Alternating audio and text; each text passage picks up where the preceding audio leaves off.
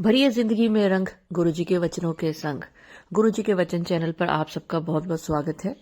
इस चैनल पर मैं यानी कि दीपा छिब्बर, मेरा एक चैनल है positive thinking with Deepa Chhibber, जिसमें मैं जो आप गुरु जी के लिए अपने शुक्राना भेजते हैं सत्संग के रूप में, जब आपके साथ कोई गुरु जी कल्याण करते हैं तो आप मुझे शुक्राना सत्संग भेजते हैं कि आंटी मेरी जिंदगी में ये हुआ।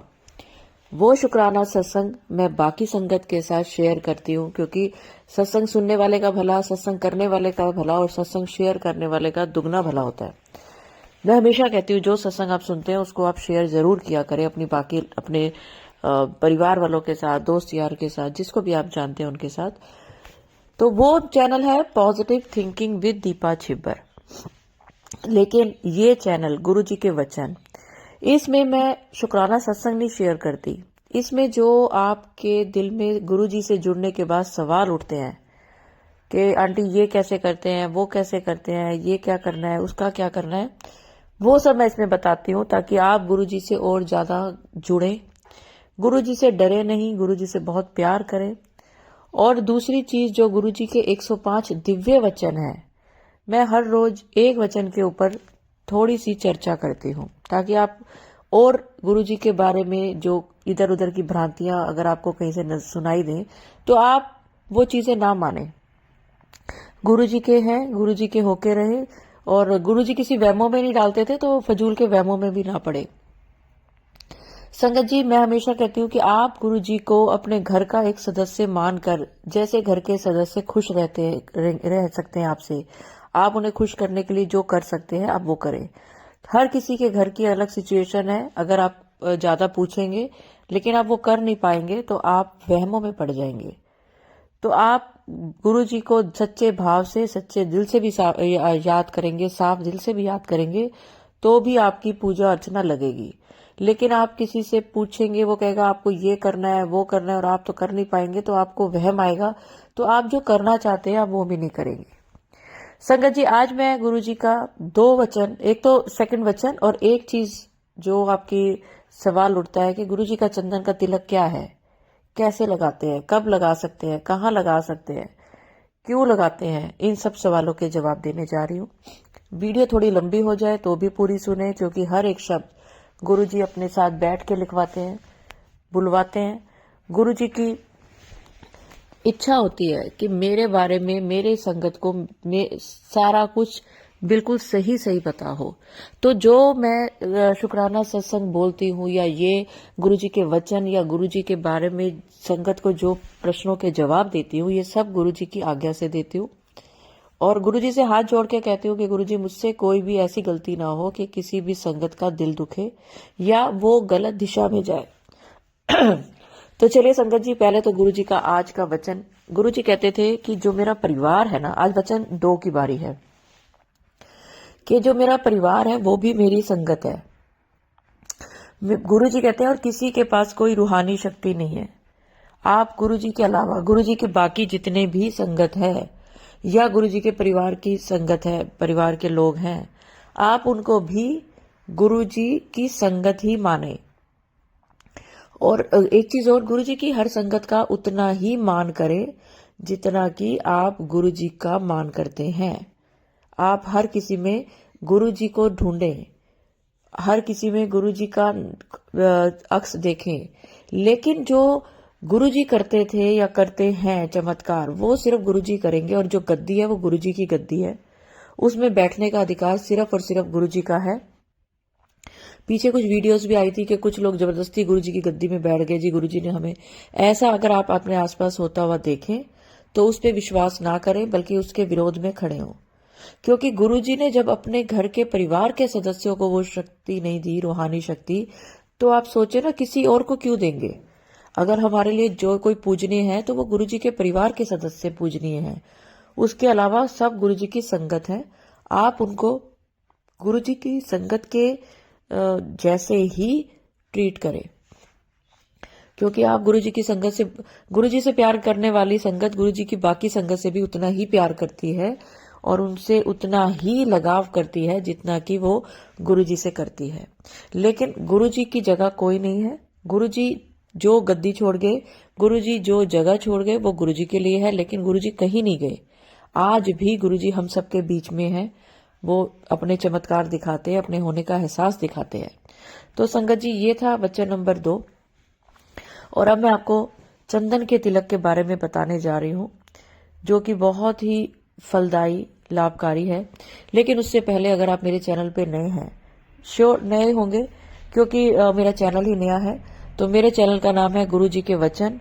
अगर आपने अभी तक सब्सक्राइब नहीं किया तो प्लीज करें, मुझे इसकी बहुत जरूरत है। और ये वीडियो सिर्फ अपने तक ना रखें, ये वीडियो बहुत ही फायदे की वीडियो है। जो गुरुजी की नई संगत है उसको इस वीडियो से बहुत फायदा होगा। तो मेरी हाथ जोड़ के विनती है कि आप इसको कम से कम एक और ज्यादा से ज्यादा कितने भी लोगों को जरूर शेयर करें। व्हाट्सएप पे भी कर सकते हैं, इंस्टा पे भी कर सकते हैं, फेसबुक पे भी कर सकते हैं। तो संगत जी, मैं आपको बताने जा रही हूँ गुरुजी का चंदन का तिलक क्या है, कैसे लगाना है, बीमारी में आप कैसे लगाएं, कैसे इसको बना के रखें, और क्या टाइम है इसको लगाने का, और किस जगह पे आप लगा सकते हैं। संगत जी, गुरुजी का चंदन का तिलक आप चाहे तो जो मैं आपको ये हरि दर्शन का दिखा रही हूँ ये भी ले सकते हैं। नहीं तो गुरुजी के चंदन के तिलक अगर आपके पास नहीं है, किसी दूसरी कहीं और आप रहते हैं, वहां सफेद चंदन का तिलक मिल रहा है, या आपको चौक के रूप में मिल रहा है, या आपको रेड वाला मिल रहा है, जो भी मिल रहा है, आपके अंदर भाव होना चाहिए। गुरुजी को आपने जो तिलक लगाना है वो तिलक का भाव है कि वो गुरुजी को जो तिलक लगाना है वो कैसे लगाएं। तो अगर आपके पास ये मिल जाता है या कोई भी चंदन मिल जाता है, अगर आपको वो घीस के जो लगाते हैं वो चंदन मिलता है तो आप वो भी लगा सकते हैं, कोई भी लगा सकते हैं। लेकिन मैं आपको लगाने का क्या फायदा है वो बता रही हूँ, और कैसे बना के रख सकते हैं वो बता रही हूँ।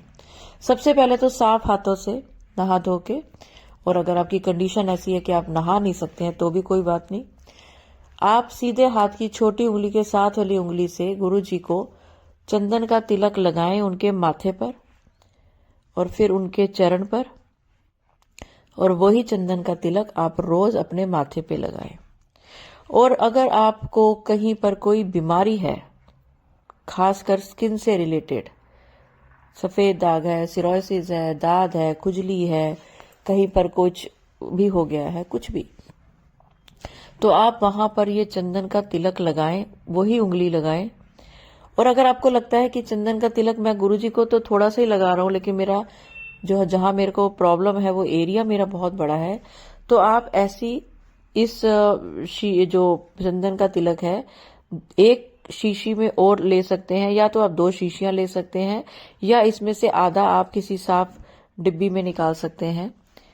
और आप इस चंदन के तिलक को इसमें से लगा के गुरुजी को, और उस डिब्बी में, साफ डिब्बी में जिसमें आपने आधा चंदन का तिलक निकाल लिया है, या आपने दूसरी डिब्बी रखी है, आप वो उंगली उस चंदन के तिलक के अंदर घुमा दें। आप रोज भी घुमा सकते हैं, और आप एक बार घुमा के भी उसको अपनी दवाई की तरह लगा सकते हैं। आप उस चंदन के तिलक को अपनी हर जगह लगा सकते हैं जहां पर भी आपको प्रॉब्लम है, लेकिन आप उस चंदन के तिलक को पानी में मिलाकर पी नहीं सकते। उसके लिए जल प्रसाद और लंगर प्रसाद वो मैं आपको दूसरी वीडियो में बताऊंगी। आपकी अगर सपोज आपकी पीठ में कहीं ऐसी जगह पे कुछ प्रॉब्लम है जहां पे आपका हाथ नहीं पहुंचता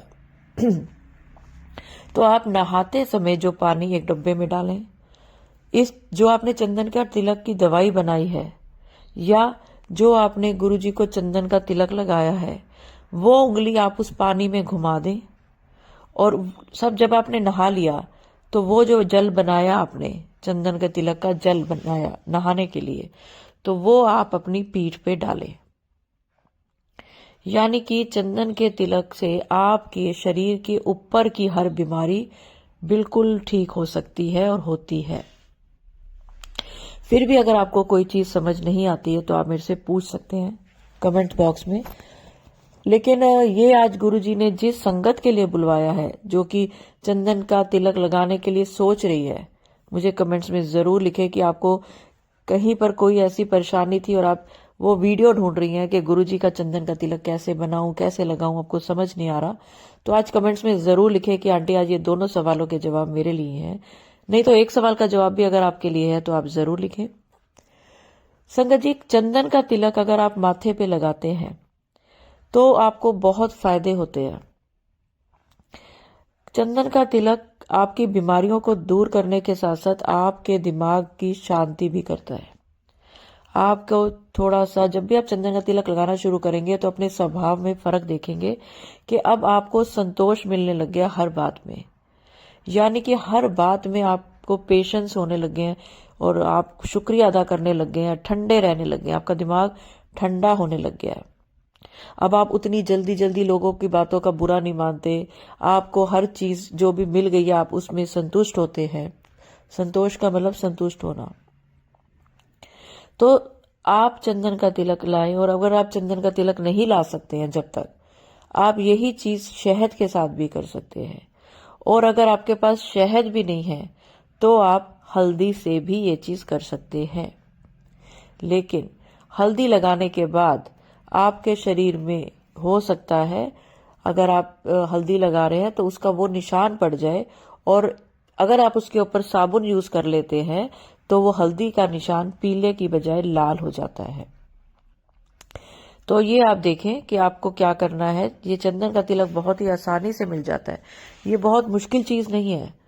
तो चलिए संगत जी, अगर आपको आज मेरी इस वीडियो से कोई भी फायदा हुआ है तो कमेंट्स में जरूर लिखें, और आप गुरुजी को जो कहना चाहते हैं वो भी कमेंट्स में लिख सकते हैं। और आपकी अगर कोई और भी सवाल है तो आप मुझे मेरे व्हाट्सएप नंबर पर, जो कि स्क्रीन पर चल रहा है, इस पे भेज सकते हैं।